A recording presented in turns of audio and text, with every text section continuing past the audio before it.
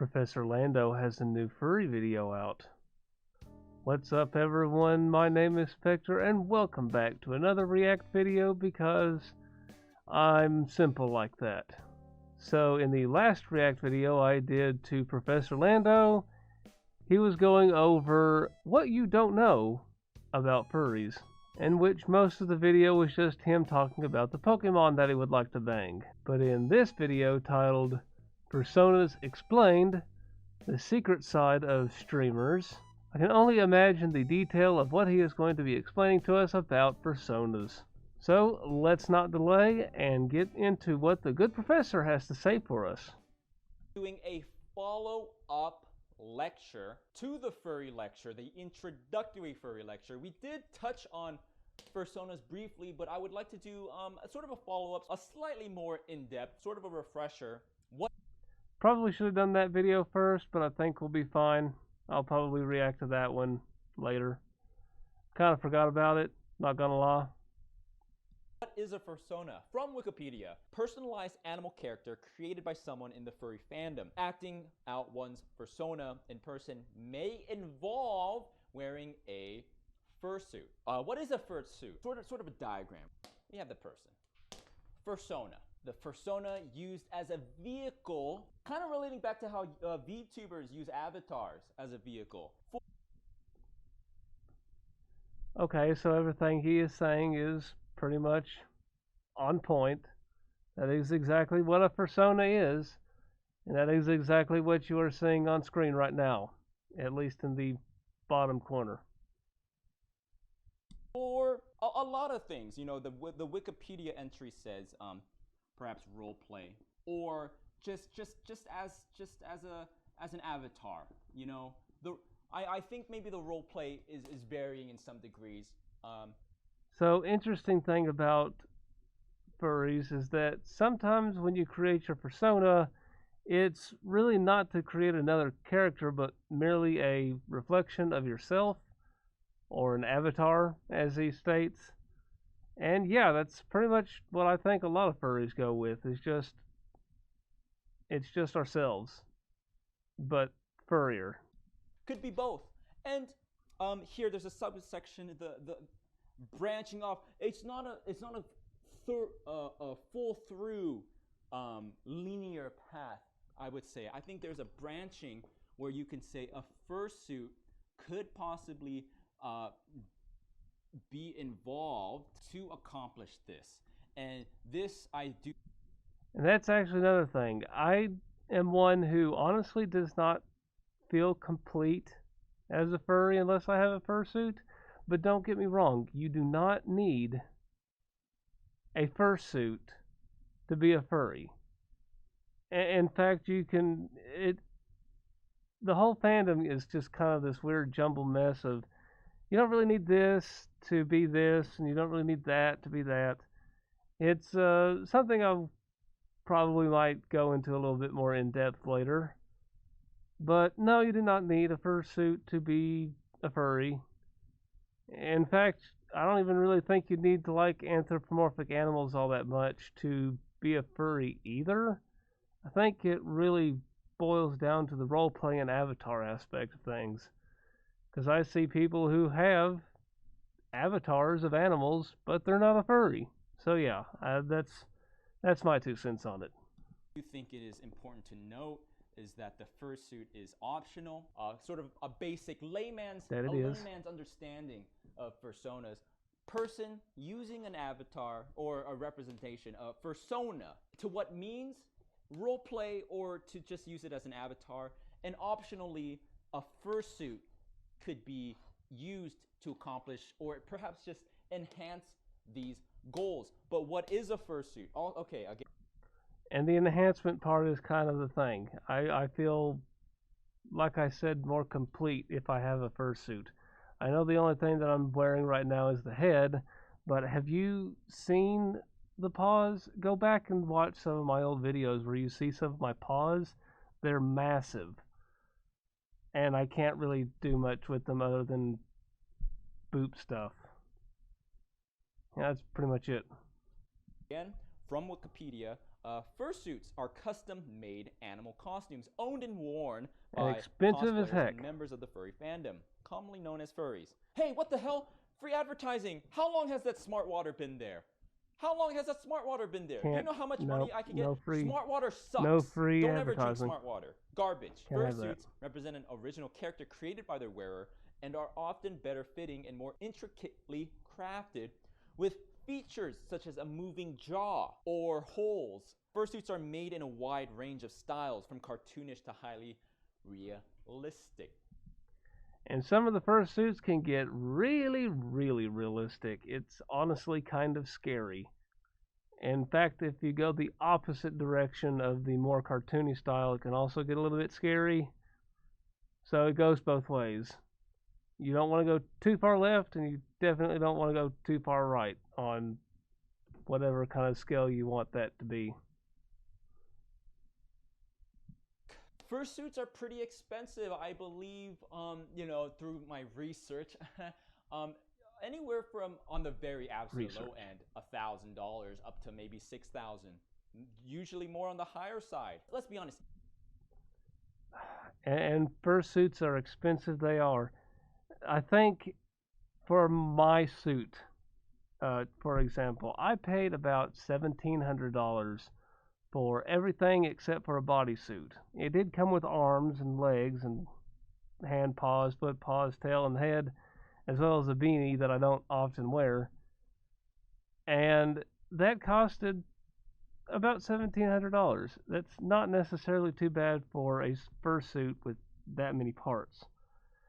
But now the suit maker that I have, Water Dog Wharf, now only does commission slots, and they can go up for about $4,000 to $5,000 at the very minimum. So yeah, fursuits are very expensive, and they have gotten even more expensive over the years.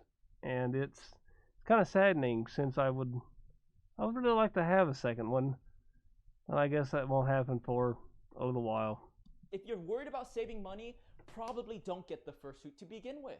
But if you're going to get the fursuit, I would say go for the higher. And it can be an absolute hole too. Just wanted to stop and say that too. Fursuits can be an absolute money hole. So choose wisely who you make your fursuit, and make sure you have plenty of spare cash on hand. End one. Commission the higher end one. So the question is, how do you get to the fursona? I think that a fursona should first and foremost be just a vehicle for the person to just explore whatever they want. More importantly, whether it's for pleasure or something more casual. I like that idea.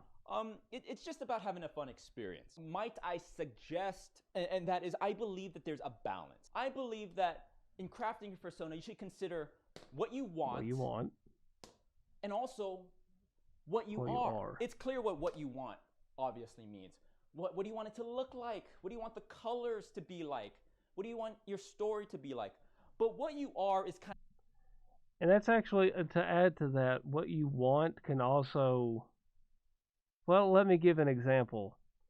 I created my first fursona, which is not exactly the one you see before you, but I created him to be a better me. And the only reason why I ended up changing my fursona to begin with is because I feel like I've gotten even better than the fursona that I made before, as in kind of like a personal way. And I still have a lot of things myself that I do need to change about myself, and it's rough, but I think that's also something that should be thrown into the what do you want out of your fursona. That's a question I don't think a lot of furries really come around to really asking themselves. Kind of what we're going to be focusing on in this lecture. Like your physicality. What animal you kind of look like.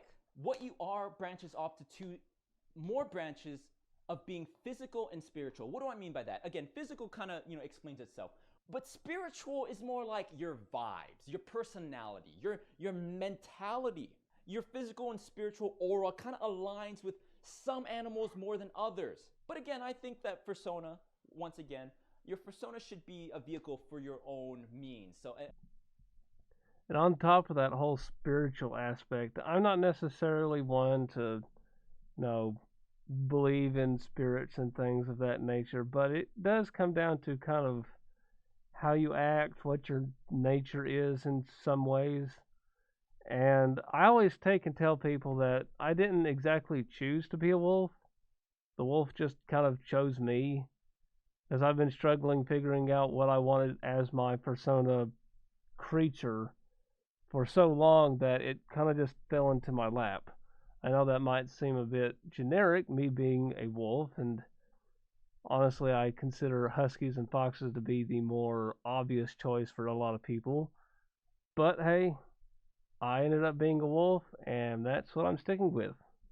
You should just consider, for example, the class and I collaborated last time we did our furry lecture. We decided that the rhino was my fursona.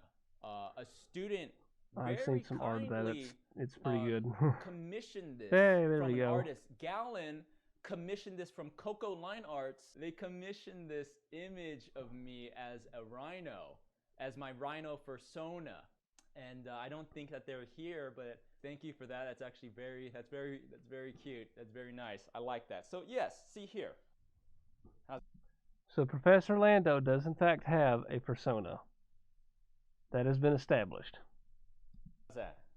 We are going to be doing a more hands-on lesson and demonstrate what we've learned today and in past lectures. We will be creating fursonas for other streamers, other content creators within the community, using everything we've learned. And it's going to be a collaborative classroom experience. Lily Pichu. So let's take a look at this. What would Lily Pichu's fursona be?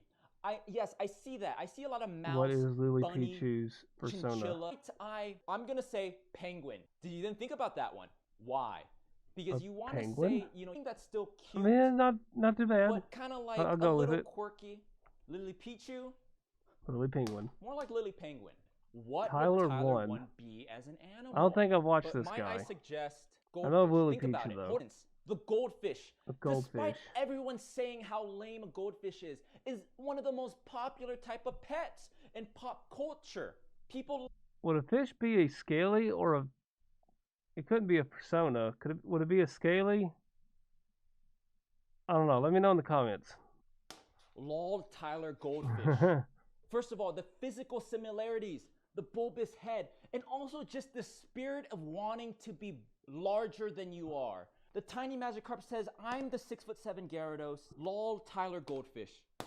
That's what I'm going to go for. XQC, one of the most popular streamers on this platform.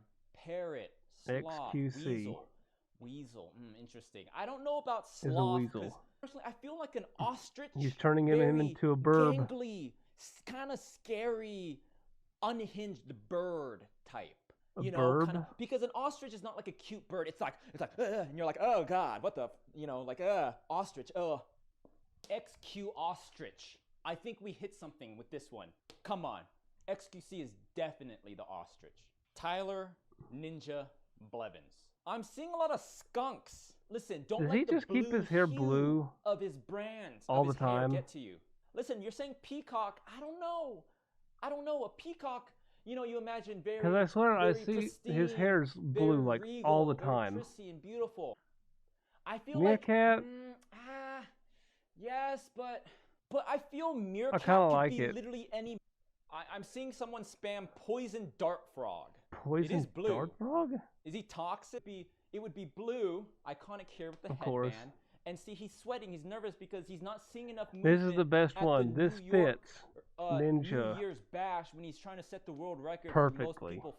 This one might be I have hard. no idea who this streamer Fennec is. Fox.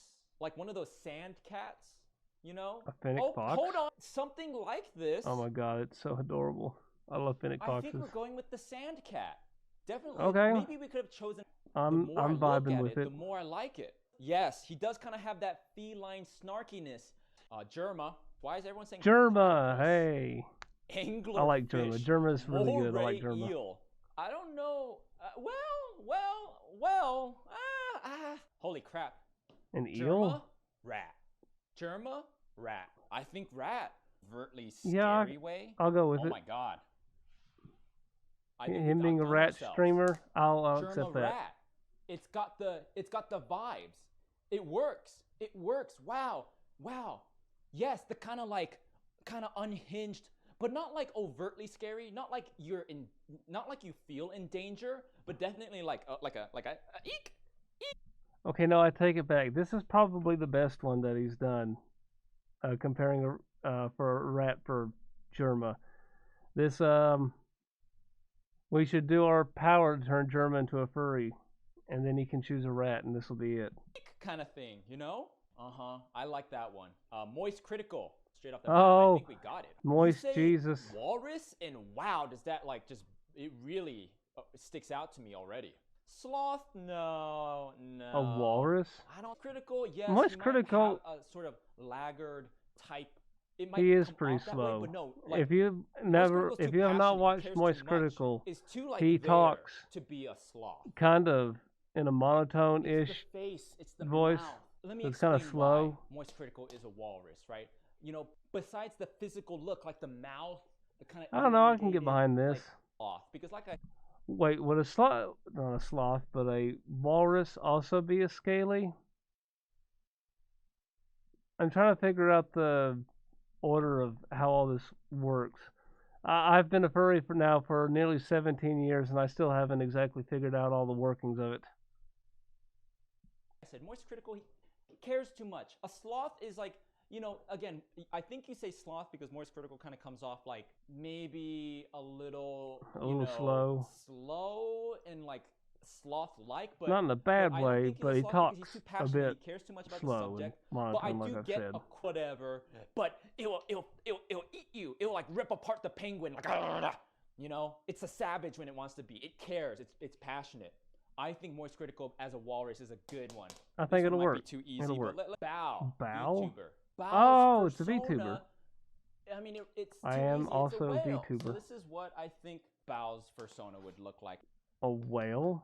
As a whale, it'd be okay. Kind of like that. Can sea creatures really be furries? Odd choice. I think we answered that. I think the answer is yes. Markiplier. A tiger. Oh no. Interesting. Lion. I do see a lion. Markiplier does have like the. What is Mark's persona? A lion. We're gonna go with a lion. Yeah, that'll work. I like that. I like that one. Let's see, beaver. Why beaver? Is it because of the teeth?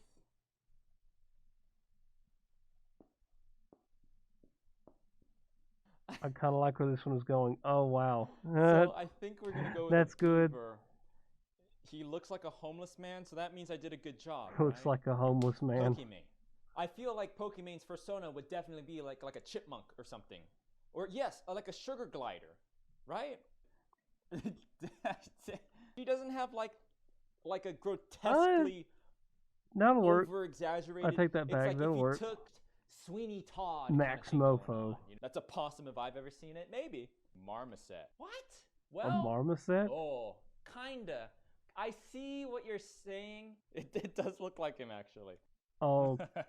Okay. So we're gonna go with a marmoset. So that's a marmoset. Well, for anyone who wants to know exactly what Max Mofo is, he's probably a marmoset. Like in real life, he's just a marmoset. That's not even his persona. That's just what he is. Mofo, and this right here is Max pogging out to pulling some kind of Charizard card or something. And that, my friends, is the end of the video. Some interesting choices the professor has given us for different streamers.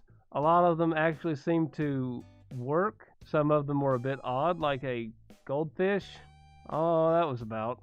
And overall, I give that a 5-star rating. Congratulations, Prof. You did good. But that's going to do it for this video as a whole.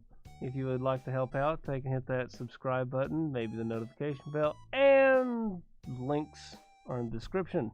I'm also still working on my Furkai videos, and if you would like to donate or sell anything to me for that project, I would highly appreciate it, and there's a link down below for that. And of course, you know, socials and all that's down there too. Boring stuff. But that is going to do it for this video. Until the next time, you all have a fantastic one, and Spectre out.